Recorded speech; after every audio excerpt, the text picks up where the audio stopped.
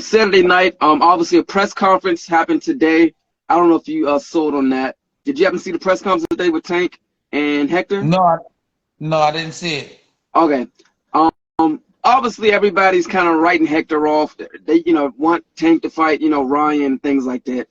It was the second press conference today. Tank, ended up grabbing him and pushing him, and he pushed Tank.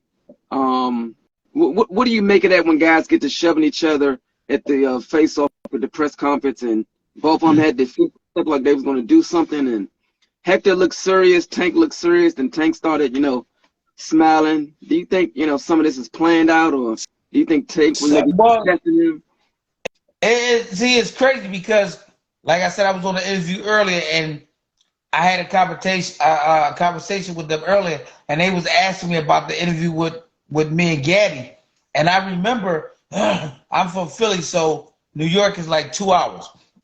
And Jersey City is right next to New York, so it didn't take Gaddy no time to get there, and it took me a little while. But I went up in a limo, and I got to the press conference, and I never forget that I was sitting on one side of the podium, and Gaddy was sitting on one side of the podium. So what they did, of course, Gaddy was the bigger guy with the big name, and he was, America's fighter. So they came to me first, and when they asked me, I just was like, "Yo, I appreciate y'all, looking at me as a caliber fighter to fight Gaddy, but Gaddy's not going to beat me." That was it for me.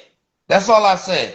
They went to Gaddy. Gaddy was like, well, I'm going to knock you out. You shouldn't be in the same ring as me. I'm the bigger fighter. And I'm just sitting there looking at him. And then afterwards, he had said something that I'll never forget.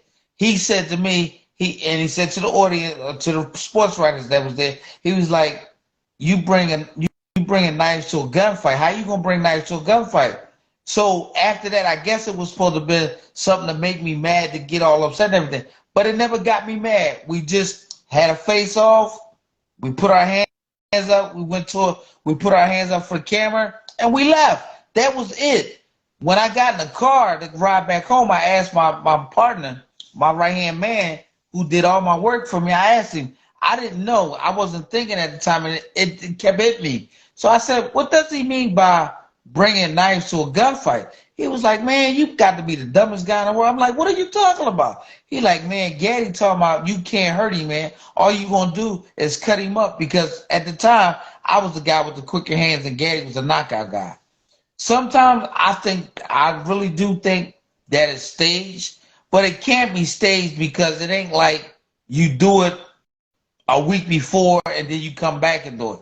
A lot of times, guys do actually be mad about it, but I just think sometimes that it is staged because as well as I know, it's about money.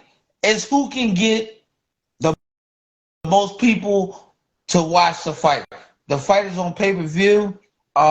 So of course, they doing the best that they can to promote the fight.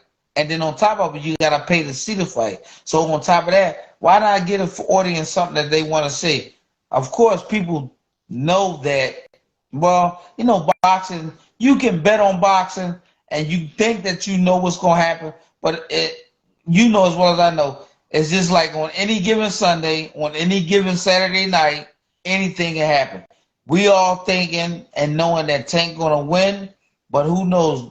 Hector Garcia can come in that fight and slip a shot, catch Tank, knock him out, or just boxing like crazy that we never seen before. But we already know that Tank gonna go in there and destroy this kid, man. We know that.